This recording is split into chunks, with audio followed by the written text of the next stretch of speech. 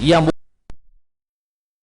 aspek kerohanian sahaja, yang mana bukan hanya memerintahkan manusia dalam aspek ibadah semata-mata, tetapi ibadah yang mencakupi seluruh aspek kehidupan manusia, yang mencakupi seluruh urusan hidup manusia, yang membawa maksud ubudiyah kita kepada Allah Subhanahu wa taala. Bermakna kita sebagai hamba Allah, kita yang beriman kepada Allah, yang beriman dengan Nabi Muhammad sallallahu alaihi wasallam, yang kita memahami maksud kalimah la ilaha illallah itu. Bila kita mentafsirkan, ulama menyebut la ilaha illallah bukan hanya penafian dalam kalimat la itu, perkataan lam alif itu penafian dalam aspek ketuhanan selain daripada Allah, tetapi kita menafikan segala aspek kehidupan yang lain selain daripada apa yang telah ditunjukkan oleh Allah Subhanahu wa taala. Pemikiran, cara hidup, sistem, mestilah apa yang telah ditunjukkan oleh Allah Subhanahu wa taala. Itulah ad-din. Inilah Islam. Islam bukan hanya agama persoalan yang menitik beratkan persoalan rohani dan ritual, tetapi agama Islam ialah agama yang menjadikan satu sistem kehidupan manusia, daripada sekecil-kecil urusan hidup manusia sehinggalah sebesar-besar kehidupan manusia. Termasuklah dalam kehidupan manusia yang paling penting dalam kehidupan bermasyarakat. Bukan hanya Islam ini mendidik jiwa individu Muslim, tetapi ingin membentuk satu sistem masyarakat yang tunduk dan patuh di bawah petunjuk ilahi, dan nak mengatur sistem hidup manusia ini sebagaimana yang kita tahu tidak ada lain dan tidak bukan memerlukan satu sistem, memerlukan undang-undang dan peraturan. Dan undang-undang dan peraturan itu adalah salah satu daripada aspek penting satu-satu tamadun manusia. Kalau kita buka perbincangan para ilmuwan, perbincangan para ulama, pakar-pakar dalam bidang ketamadunan, para ulama dan ahli ilmuwan mentafsirkan tamadun itu salah satu aspek yang penting ialah undang-undang. Sebab itu kalau kita nak menjunjung ketamadunan Islam, undang-undang Islam menjadi salah satu pada unsur yang paling penting sekali, iaitu unsur yang paling penting untuk membentuk sebuah tamadun Islam, keunggulan masyarakat yang tunduk di bawah petunjuk Allah Subhanahu wa taala. Dan Allah taala menjadikan Islam ini panduan hidup manusia. Agama yang diturunkan oleh Allah menjadi panduan hidup kita.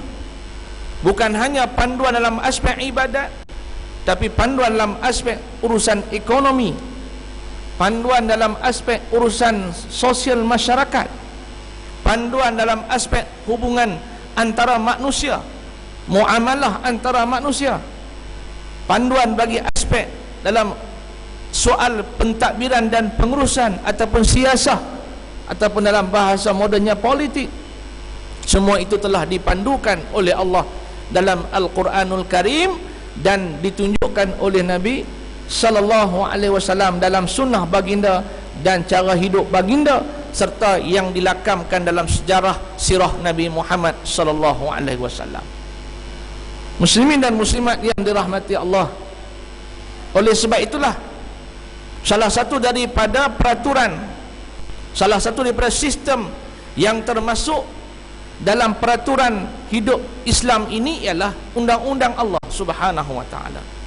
Undang-undang yang telah ditentukan kadarnya, undang-undang yang telah ditetapkan hukumannya oleh Allah Subhanahu wa taala bagi mengatur hidup masyarakat, bagi membawa maksud matlamat Islam itu diturunkan oleh Allah Subhanahu wa taala untuk menjaga 5 perkara yang penting dalam kehidupan masyarakat dan manusia. Apakah 5 matlamat yang penting? Iaitu nak menjaga agama Islam. menjaga agama Islam. Yang keduanya, menjaga nyawa manusia, nak menjamin kelangsungan maruah, menjamin kelangsungan nyawa dan diri manusia, nyawa yang berharga yang diberikan oleh Allah Subhanahu wa taala, nyawa yang diharamkan daripada diambil dengan jalan yang salah. Mana-mana akal manusia menolak membunuh, mengambil nyawa manusia dengan jalan yang salah, termasuklah Islam pun Allah Ta'ala menurunkan syariat nak menjaga ini. Yang ketiga, nak menjaga apa? Nak menjaga akal manusia. Manusia yang dinamakan manusia itu kerana akalnya yang berfungsi, yang meletakkan dan memartabatkan manusia itu lebih hebat berbanding dengan makhluk-makhluk yang lain di atas muka bumi. Akal manusia ni dipelihara, dijamin oleh Islam dengan adanya syariat. Bahkan seseorang manusia itu terpikul hukum dan syariat Allah disebabkan fungsi akalnya.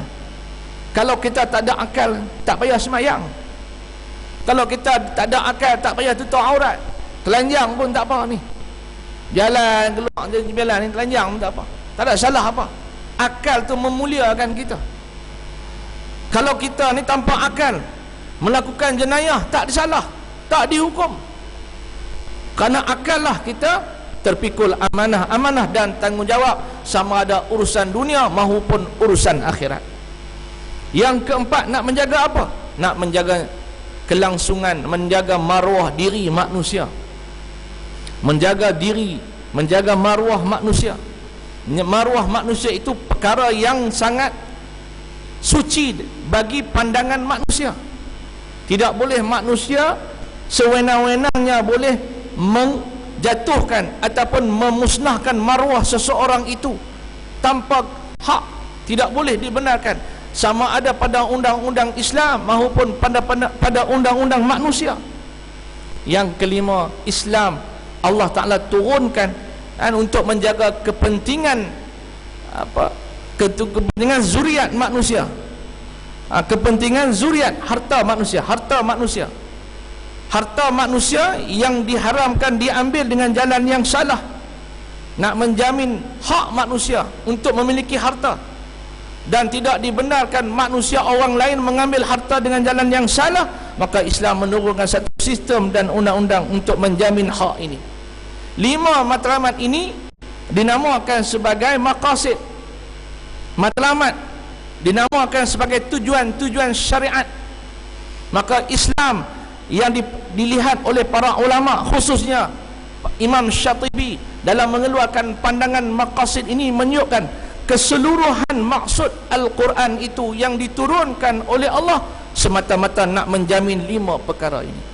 5 perkara ini aspek yang paling penting, dan kita meyakini bahawa Islamlah sistem yang terbaik bagi menjamin perkara yang disebutkan 5 tadi. Maka atas dasar itu Allah Subhanahu wa taala telah menyebut dalam Al-Quran sebahagian daripada ayatnya untuk menjamin kelima-lima maksud tadi. Maka ia ada dalam senarai, ada dan termasuk dalam hukuman yang disebut oleh Allah Subhanahu wa taala sebagai hukuman had. Hukuman had. Dalam hukuman had itu mengandungi hukuman-hukuman, peraturan-peraturan yang dianggap oleh agama sebagai kesalahan-kesalahan apabila manusia melanggarinya dan menyalahinya, dan ditetapkan oleh Allah akan hukuman yang tertentu bagi menjamin kelima-lima matlamat ini. Matlamat yang pertama agama, matlamat yang kedua nyawa manusia, matlamat yang ketiga maruah manusia, matlamat yang keempat ialah zuriat manusia, matlamat yang kelima ialah harta manusia. Kelima-lima ini dijamin dengan syariat Allah Subhanahu wa taala. Lebih-lebih lagi kita tengok pada masa sekarang kan, kegagalan undang-undang manusia. Manusia gagal. Kita masih sombong dengan Allah melihat bermacam-macam masalah yang timbul dalam masyarakat kita, sampai pelbagai ciptaan, undang-undang ciptaan manusia diperkenalkan satu demi satu semata-mata nak menangani permasalahan manusia, namun ia tetap gagal kerana akal manusia begitu lemah dan cetek berbanding dengan ilmu Allah Subhanahu wa taala yang maha luas. Oleh sebab itu kita meyakini bahawa satu-satunya cara dan jalan penyelesaian yang terbaik bagi menangani masalah masyarakat sekarang ialah dengan Islam, dengan kembali kepada Islam. Sebagaimana Allah perintahkan kepada kita, wa anihkum bima anzalallah, hendaklah kamu berhukum dengan apa yang diturunkan oleh Allah Subhanahu wa taala, hukum dengan hukum Allah, dan yakin yang Allah Subhanahu wa taala menurunkan hukum ke di kalangan manusia semata-mata untuk menjamin maslahah kebaikan, iaitu kepentingan manusia nak dijaga dan dipelihara oleh Allah, di samping menjauhi mudarat yang akan berlaku di kalangan manusia. Sebab itulah tuan-tuan muslimin dan muslimat yang dirahmati Allah, banyak kekeliruan yang ditimbulkan dalam hal aspek hukum Allah ni, khusus dalam negara kita.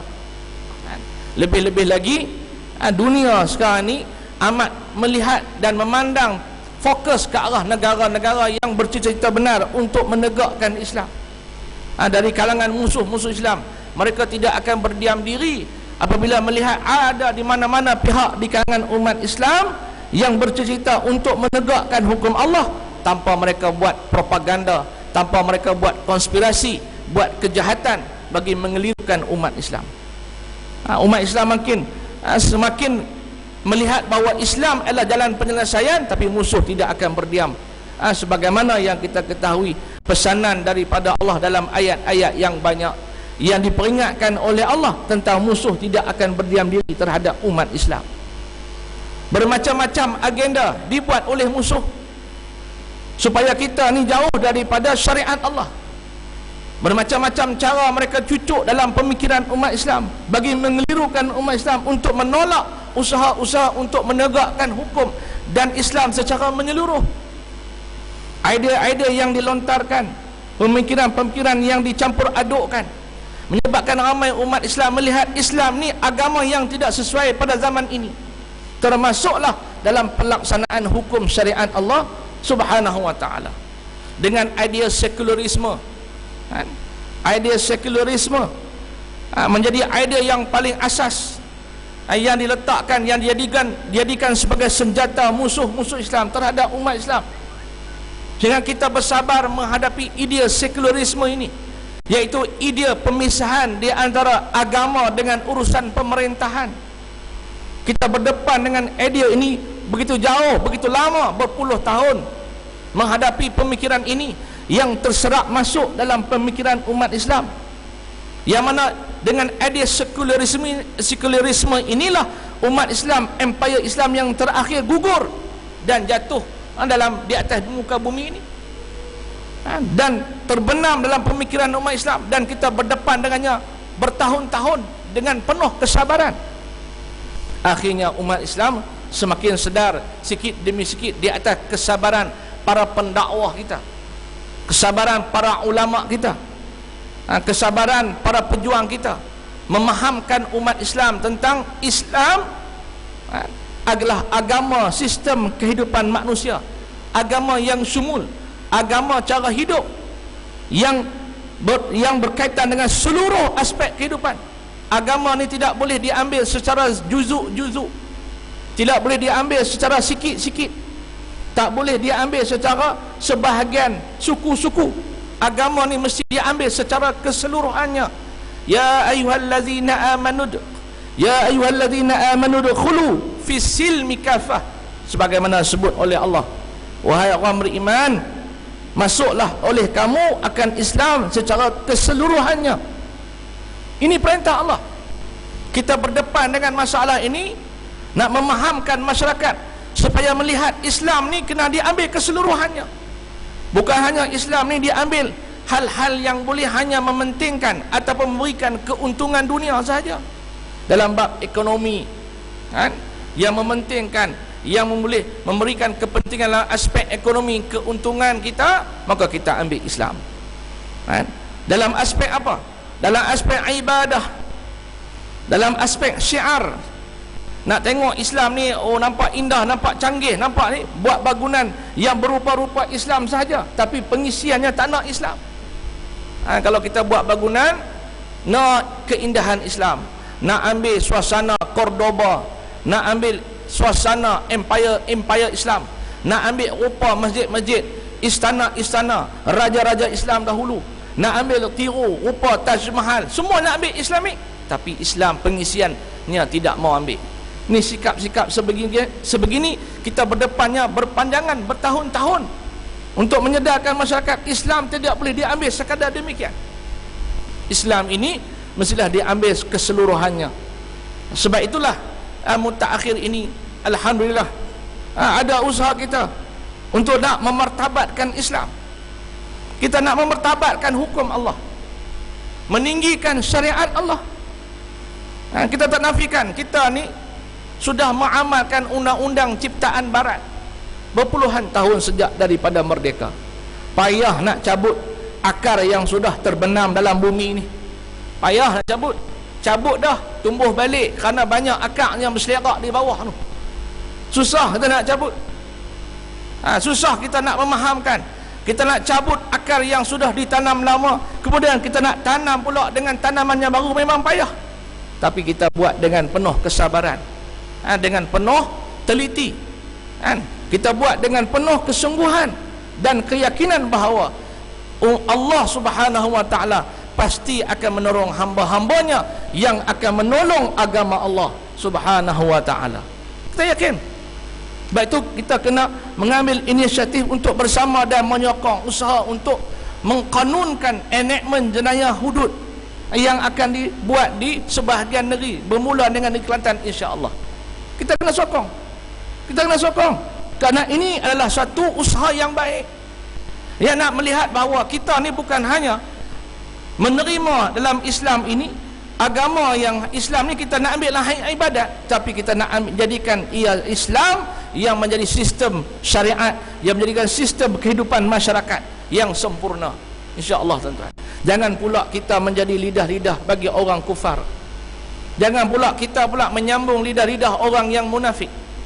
Jangan pula kita menyambung lidah-lidah orang menjadi musuh-musuh Islam, yang bercakap di Amerika, yang bercakap di Britain, yang bercakap di parlimen musuh-musuh negara-negara kufar, menghina dan mengkutuk, memperendahkan hukum Allah. Kita pun menyambung lidah-lidah yang sama di kalangan orang Islam. Sepatutnya kita menyokong, sepatutnya kita bersama usaha ini. Jangan pula kita memperendahkan. Ada pula dia sebut orang yang ada pula statement nyebut orang yang sebut tentang hukum hudud pada zaman kini ialah orang yang bodoh. Ni orang ni tak baca Al-Quran. Dia tak baca Al-Quran, tuan-tuan. Allah memperbodohkan mereka balik. Wa idza qila lahum aminu bima amana an-nas qalu anu'minu kama amana as-sufaha ala innahum humus sufaha walakin la ya'lamun. Tak kala Allah sebut dalam surah Baqarah. Dalam surah Baqarah ni Allah Ta'ala sebut 11 ayat menyifatkan perbuatan orang-orang munafik. Dibandingkan dengan ayat orang kafir, Allah sebut 3 ayat. Dibandingkan dengan ayat orang beriman, ciri-ciri sifat orang beriman 4 ayat. Tapi Allah sebut sifat orang munafik 11 ayat. Salah satu statement orang munafik dalam surah Al-Baqarah, apabila Allah mengajak kepada mereka untuk beriman dengan apa yang diturunkan kepada Allah, mereka kata ini benda bodoh. Ini benda bodoh. Anu'minu kama amana sufaha. Adakah kami nak beriman seperti mana berimannya orang-orang yang bodoh? Allah jawab balik, kamulah yang bodoh, kata Allah. Ala innahum humus sufaha. Kamulah yang bodoh. Walakin la ya'lamun. Tetapi mereka tidak mengetahui. Manusia cuba nak memperbodohkan Allah. Ada manusia mengatakan bahawa kita tak teliti dulu hukum Allah ni. Adakah Allah ni tak teliti hukum dia? Nak tanya tuan-tuan. Allah ni adakah Allah ni tak teliti hukum dia? Adakah Allah turunkan Al-Quran ini seperti mana manusia buat undang-undang manusia? Tidak, tuan-tuan. Isi kandungan Allah tidak ada kecacatan. Isi kandungan Allah termasuk segala syariat Allah pastinya adalah yang sempurna, sebagaimana sempurnanya Allah Subhanahu wa taala. Hukuman hudud ni 6 ya tuan-tuan, bukan 60, bukan 600 kan? Hukuman hudud ni 6. Daripada hukuman hudud 6 ini 4 yang disebut secara jelas dalam Al-Quran, 2 yang disebut secara jelas dalam hadis sahih Nabi Muhammad sallallahu alaihi wasallam. 4 yang disebut secara jelas: berzina, Al-Quran dalam Al-Quran, berzina, menuduh orang berzina, mencuri dan merompak. 2 yang disebut dalam hadis Nabi sallallahu alaihi wasallam: minum arak dan murtad. Dan ada lagi khilaf-khilaf yang lain, 7 ada 8, tapi 6 ni cukup memadai kan, bahawa hukuman hudud ni 6 ya. Adapun jenayah daripada 6 ni, jenayah tak? Ada, adalah jenayah juga, tetapi tidak ditentukan kadarnya oleh Allah Subhanahu wa taala. Allah serah kepada kita. Allah serah kepada kita. Kalau ada jenayah lain selain daripada 6 ini, jenayah juga. Bukan mana Islam lepas, tidak. Islam letakkan kepada kita untuk tentukan kadar hukumannya. Adapun 6 ini telah ditetapkan kadarnya oleh Allah Subhanahu wa taala dan oleh Nabi sallallahu alaihi wasallam sebagaimana yang disepakat oleh para ulama. 6 dia. Dan daripada 6 ini, beberapanya telah terlaksana dalam mahkamah syariah kita. Seperti zina, dah ada dah. Seperti apa lagi? Minum arak, ada dah. Murtad, ada dah. Dah ada dah. Cumanya mahkamah kita sekarang ni, dia tak ikut apa yang ada dalam Quran. Hukuman dia, siapa yang sabit kesalahan demikian, 366 sahaja. 3 tahun penjara, RM6,000, 6 kali sebat. Tu je. Jadi kita nak usaha nak buat apa? Supaya kita buang 366 ni, supaya termaktub bukan 366, ikut apa yang ada dalam Al-Quran. Tu je. Ikut apa yang ada dalam Al-Quran. Dah ada dah. Yang kita duk menentang ni benda duk buat dah. Duk buat dah. Duk buat dah. Mencuri, buat dah, ada kesalahan mencuri. Cuma lah mencuri itu dalam undang-undang konvensional. Jadi kita nak tarik hak jenayah orang Islam, bohlah mahkamah syariah. Tu je. Bila orang Islam mencuri, kita letaklah mahkamah syariah. Ada tak undang-undang mencuri dalam undang-undang kita? Ada tak tuan-tuan? Saya tanya. Ada. Dah ada. Dah ada. Cumanya kita nak ambil hak kesalahan mencuri bagi orang Islam, letak dalam mahkamah syariah. Jadi yang hak orang Islam yang melakukan ke-6 kesalahan, kita dibicarakan dalam mahkamah syariah mengikut hukum Allah Subhanahu wa taala yang telah ditentukan kadarnya sahaja. Ini kita nak ajar masyarakat. Jadi kadang-kadang masyarakat ni menentang sesuatu perkara yang mereka jahil. An-nas adu lima jahil. Manusia itu bermusuhan dengan perkara yang dijahilinya. Kita ni bermusuhan, membenci satu perkara yang kita tak tahu.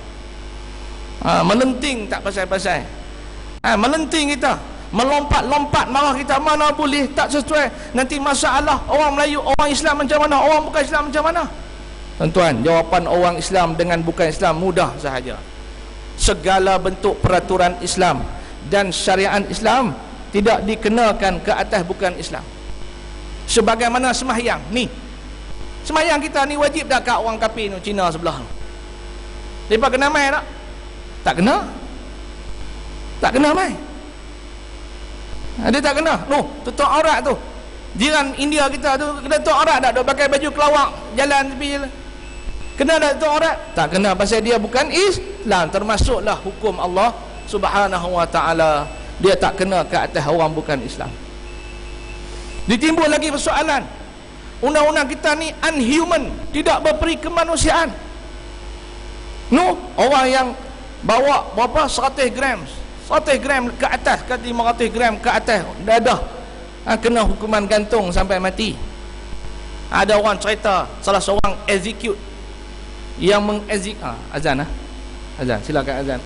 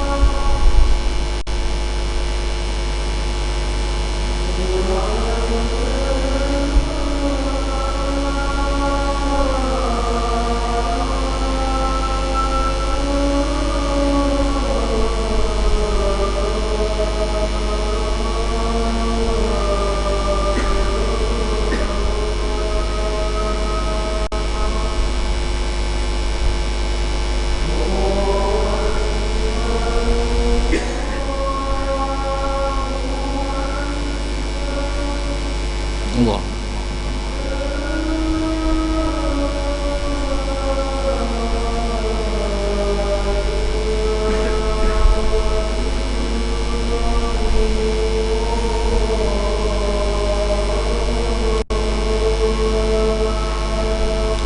La ilaha illallah.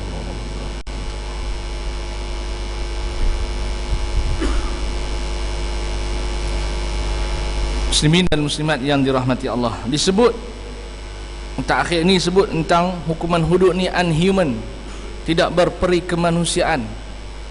Kita nak tanya, undang-undang yang ada sekarang ni ada tak juga tidak berperi kemanusiaan? Ada juga yang dianggap oleh sebahagian pejuang-pejuang hak asasi manusia, yang menganggap sebahagian daripada undang-undang manusia sekarang ni tidak berperi kemanusiaan. Kenapa tidak ditentang? Sebagai contoh, kesalahan mengedar dadah dihukum dengan hukuman gantung, kan? Ada yang dilarang, ditentang oleh sebahagian pejuang-pejuang hak asasi manusia, human right, kan? Human right antarabangsa membantah negara termasuk Malaysia pernah dibantah oleh pejuang-pejuang human right kerana melaksanakan undang-undang hukuman gantung ke atas pesalah jenayah pesalah jenayah dadah. Kenapa tak ditentang? Kenapa tak ditentang? Tadi datang hukuman Allah Subhanahu Wa Taala, kita pun terpengaruh dengan pemikiran cara musuh-musuh Islam, cara barat mengatakan undang-undang Islam ni tidak berperi kemanusiaan. Termasuklah hukuman sebat. Hukuman sebat yang didemonstrasikan dalam jom heboh, dalam apa tu, pesta-pesta tu, dia panggil wakil penjara mari buat demonstrasi depan budak-budak sekolah, sebat sampai berpusing-pusing tukang sebat tu. 360 darjah berpusing, nak tarik dengan lajak piap sebat. Islam kan cara tu, Islam kan sebat begitu, sampai tak boleh lebih daripada paras bahu mengangkat rotannya tidak lebih daripada sebesar kelingking, jangan lebih daripada jari kelingking. Ini Islam, tapi dituduh Islam tidak berperi kemanusiaan. Hukuman sebat yang dibuat secara tersembunyi, langsung tidak memberi pengajaran kepada sesiapa. Buat dalam bilik sunyi, siapa dapat pengajaran apa? Tak dapat pengajaran apa? Penjenayah semakin berleluasa, kerana penjenayah tidak heran dengan hukuman, dengan undang-undang yang sedia ada. Sebab itu Allah Subhanahu Wa Taala sebut fashhadu, disaksikan pelaksanaan hukuman ini di hadapan khalayak ramai supaya melihat pengajaran yang ditunjukkan melalui pelaksanaan hukuman ke atas pesalah. Namun kita yakin bahawa dengan hukuman yang tegas dalam Islam ini, takkanlah manusia dengan akal yang waras akan berlumba-lumba untuk mencuri, kiranya dia mengetahui hukuman itu ialah memotong tangannya. Kan? Pelik juga ada orang bimbang, takut nanti ramai yang gudung. Takkanlah manusia dia tahu bahawa hukuman dia kena potong tangan, berlumba-lumba nak pergi buat salah, nak berlumba-lumba untuk melakukan kesalahan supaya tangannya dipotong. Sudah tentulah tidak masuk akal sama sekali. Sebab itu muslimin dan muslimat, yakinlah bahawa syariat Allah ni semata-mata nak beri kegerunan dan takut kepada manusia, nak menghalang dan mencegah manusia daripada meneruskan hasratnya untuk melakukan kesalahan sebagaimana yang telah ditentukan kadarnya oleh Allah Subhanahu Wa Taala. Maka kita kena nyokong. Sebenarnya saya mau balik daripada Aceh, sempat bertanya khabar tentang bagaimana pelaksanaan syariat Allah di bumi Aceh.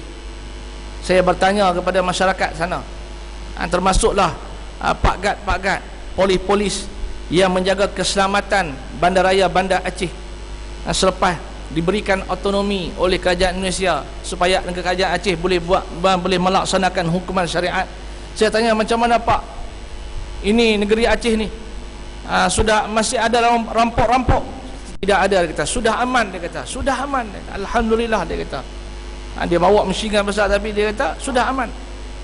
Alhamdulillah, dia kata. Tak ada seperti dulu, dia kata. Tidak seperti dulu. Alhamdulillah lah, dengan syariat Allah, dengan tsunami itu boleh membentuk masyarakat dia. Tapi sekurang-kurangnya dia melaksanakan hukuman Allah Subhanahu Wa Taala dalam keadaan negara dia itu dilanda dengan berbagai kekurangan yang ada, tapi sanggup untuk mencari redha Allah, nak mengembalikan serambi Mekah, gelaran yang pernah diberikan ke atas kerajaan Islam Aceh satu ketika dulu. Kita ni bukan satu perkara baru hukum Allah ni. Tanah Melayu ni dah melaksanakan hukum syariat. Kita dilupakan dilupakan oleh penjajah kita. British memperkenalkan dan menanamkan dalam pemikiran orang Islam kita supaya kita melupakan bahawa orang Melayu ini, Melayu Islam, pernah melaksanakan syariat Allah Subhanahu wa ta'ala, sebagaimana ada yang tertulis dalam batu bersurat Terengganu, bukti bahawa syariat Islam pernah dilaksanakan di tanah Melayu. Sebagaimana yang ada dalam kanun jenayah, kanun undang-undang kerajaan Kesultanan Islam Melaka pun pernah dilaksanakan Islam. Cumanya kita ni terkeliru, cumanya kita ni terpengaruh dengan pemikiran ataupun terpengaruh dengan ide-ide yang ditanam dalam oleh penjajah-penjajah kita, sehingga memandang undang Islam ni begitu jauh dengan kita, sedangkan ia dekat dengan hati kita. Sebagaimana iman kita kepada Allah Subhanahu wa ta'ala. Muslimin dan muslimat yang dirahmati Allah, marilah kita sama-sama sokong, jangan kita pula yang menyambung lidah-lidah musuh-musuh Islam. Adapun orang bukan Islam menentangnya, itu tidak perkara yang tidak merisaukan kita, bukan perkara baru apabila musuh atau apabila orang kafir menentang undang-undang Islam. Tetapi yang kita risau, yang kita amat berwaspada apabila orang Islam sendiri yang menentang hukum syariat Allah Subhanahu wa ta'ala. Sewajibnya kita yang hadir dalam masjid, yang mendengar kuliah, yang bersemayang, yang menjaga puasa, jaga 5 waktu, rajin semayang sunat, rajin berzikir pagi, petang, siang, malam. Bagaimana pula kita yang menolak hukum Allah Subhanahu wa ta'ala? Amat pelik sekali. Yang kita berzikir la ilaha illallah, tapi kita menolak syariat Allah. Kita yang berzikir yakin dengan Allah, tapi kita tak meyakini undang-undang Allah.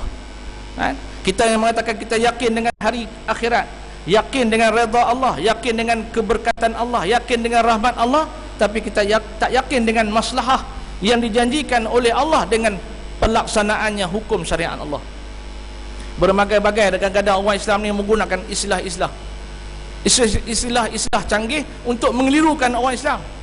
Seperti istilah maqasid syariah, seperti istilah siasah syariah, seperti istilah maslahah. Digunakan istilah-istilah ini dengan jalan yang salah untuk menolak hukum Allah Ta'ala, pada masa pula merestui undang-undang ciptaan Barat, British khususnya. Undang-undang British ni, tuan-tuan, undang-undang British ni undang-undang asalnya undang-undang adat orang Inggeris yang tak bertulis, dihafal oleh datuk nenek moyang mereka dalam otak mereka saja asalnya. Sebelum orang Inggeris menjadi kolonial, menjajah negara-negara di atas dunia ni, undang-undang British ni tak bertulis pun. Undang-undang adat, macam adat-adat pepatih, adat-adat Melayu, disimpanlah akal, disimpanlah pemikiran mereka. Tutup kita mengagungkan undang-undang ini tanpa kita memuliakan dan memartabatkan undang-undang dan syariat Allah Subhanahu wa ta'ala. Sebab itu ada di sana undang-undang hak ciptaan manusia yang tak bertentangan dengan Islam, tidak salah. Tidak salah. Umpamanya undang-undang jalan raya yang kita ambil daripada Jepun, ada lane, double lane kuning, ada double lane, ada lane petak kuning, tak ada salah. Bukan makna kita kena ambil undang-undang sampai tak boleh ada undang-undang jalan raya, tidak. Hanya saja undang-undang yang telah dispesifikkan oleh Allah dalam Al-Quran, itulah yang wajib kita usahakan untuk dilaksanakan. Dan pelaksanaan hukuman Allah ini juga sepatutnya melalui prosedur yang betul. Sebagaimana kita nak memartabatkan dan melaksanakan undang-undang lain, semua kita bawa ke parlimen. Tuan-tuan, lampu merah traffic light tu, lampu hijau berjalan, merah berhenti, kuning, gunting kuning tu bersedia tu, kena bawa parlimen dulu, tuan-tuan. Undang-undang kata merah kena berhenti, hijau berjalan, kuning itu bersedia, itu bawa parlimen. Sudah tentulah hukum Allah pun kena dibawa tempat yang sama juga, ikut prosedur yang betul.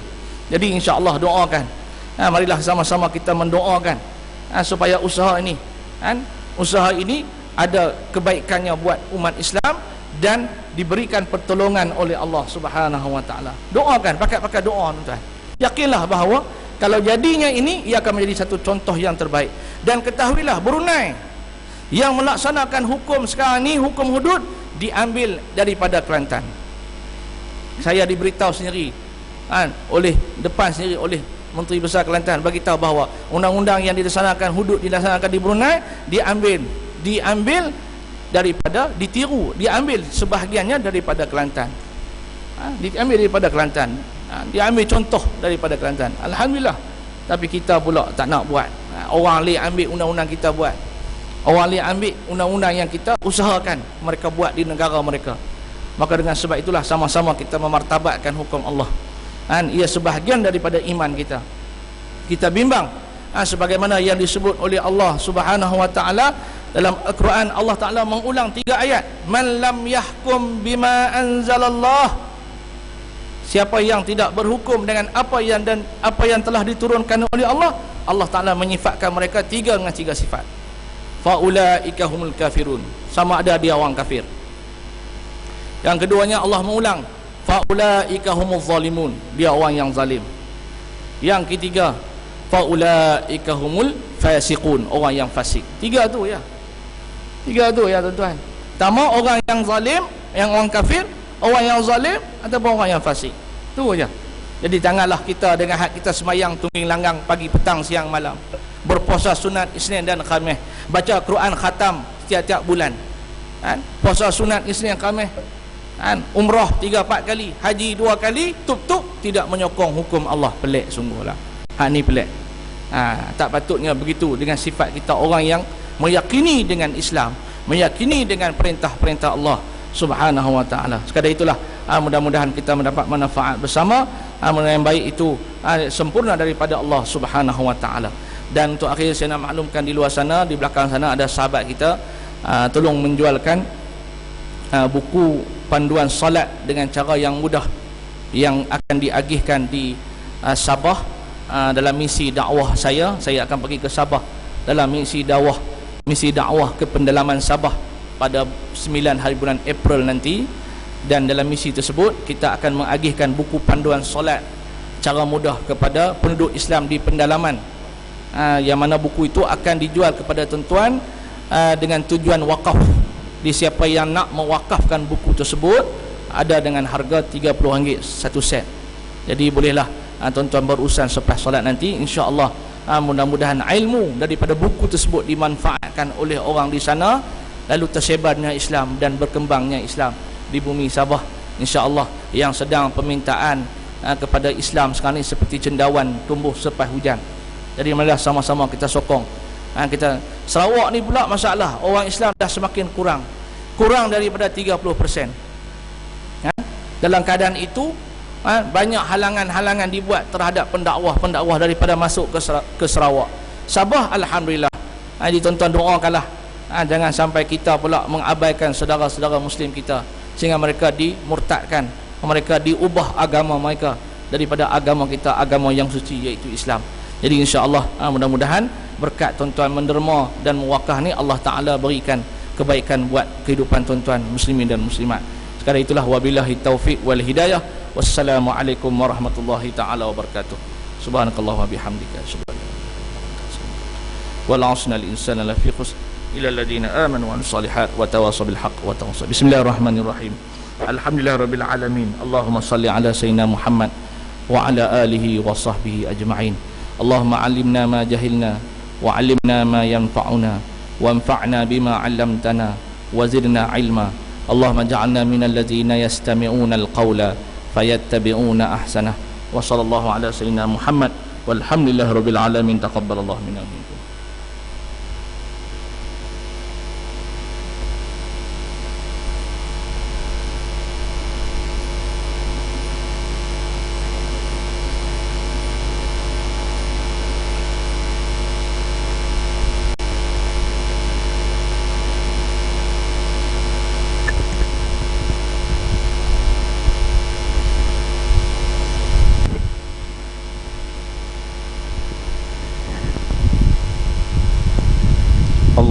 Allahu Akbar. Asyhadu an la ilaha illallah. Asyhadu anna Muhammadar Rasulullah.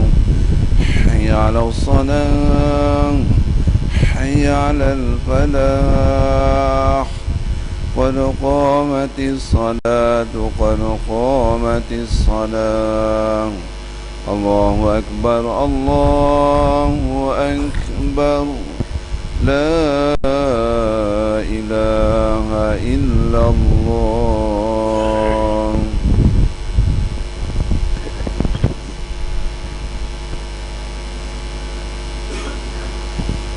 Sawwu sufukum fa inna tasfiyatas sufuf min tamamis salah. Lurus dan rapatkan saf. A'udzubillahi minasyaitonir rajim. Bismillahirrahmanirrahim. Qul a'udzu bismillahirrahmanirrahim. Salli lillahi ta'ala Allahu Akbar. Allahu Akbar kabira walhamdulillah. Subhanallah.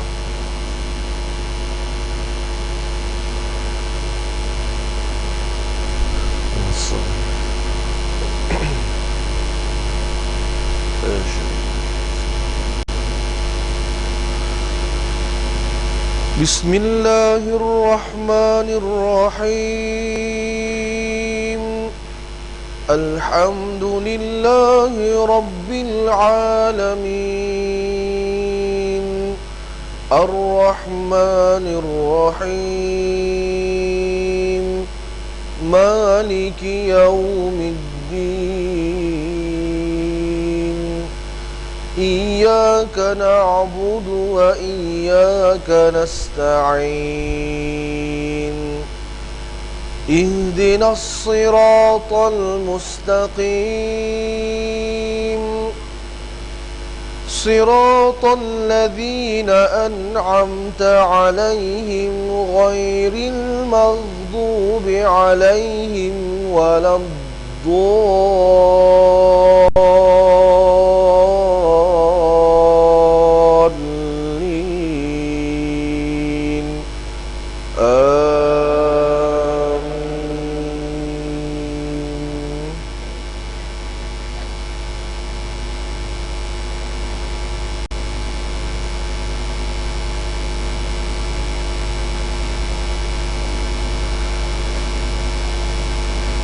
Allahu waliyyul ladzina amanu yukhrijuhum minaz zulumati ilan nur walladzina kafaru awliya'uhumut taghutu yukhrijunahum minan nuri ilaz zulumat.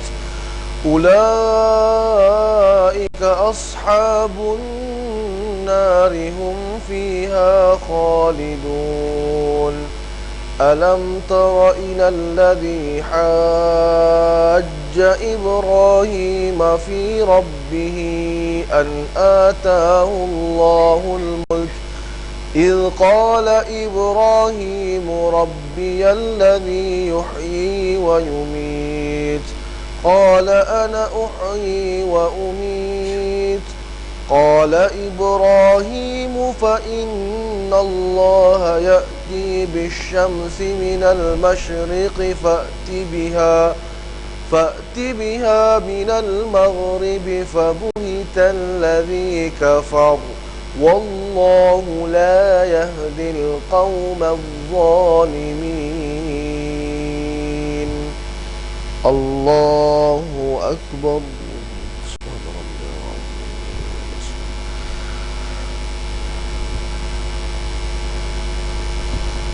سمع الله لمن حمده.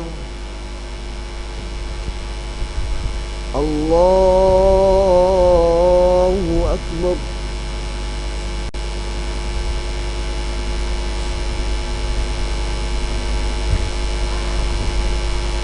الله أكبر.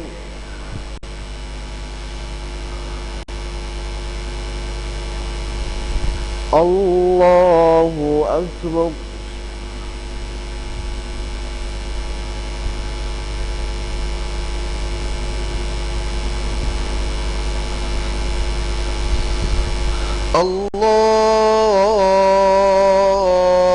الله أكبر.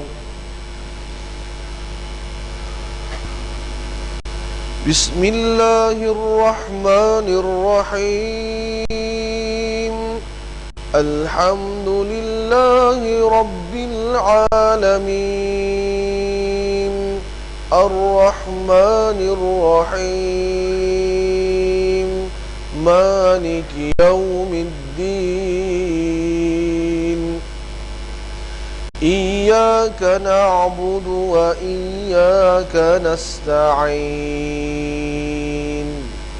اهدنا الصراط المستقيم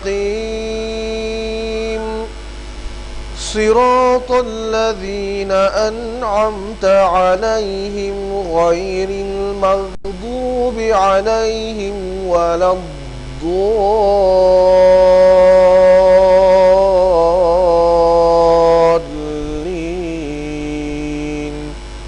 آمين.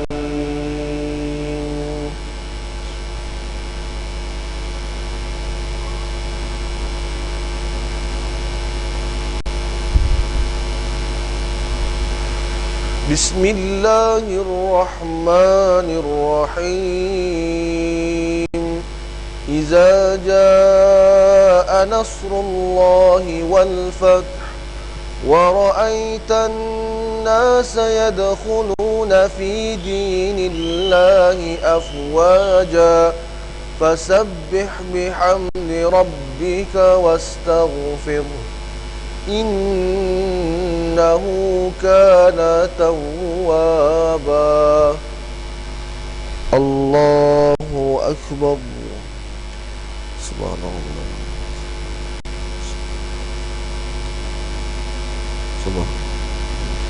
سمع الله لمن حمده. الله أكبر.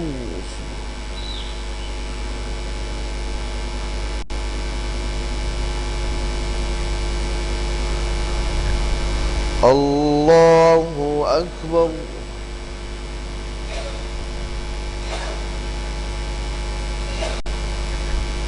الله أكبر.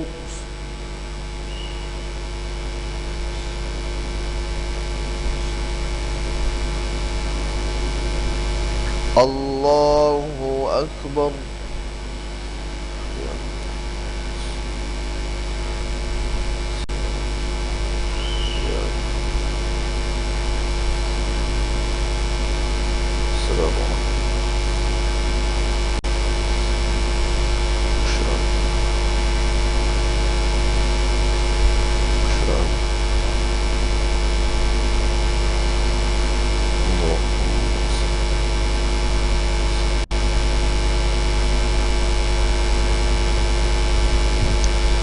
الله أكبر. بسم الله الحمد لله الرحمن إياك نعبد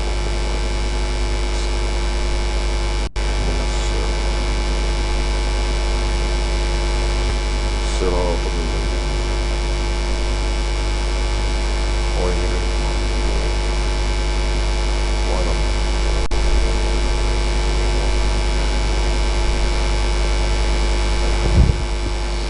الله أكبر. سبحان الله. سمع الله لمن حمده. الله أكبر.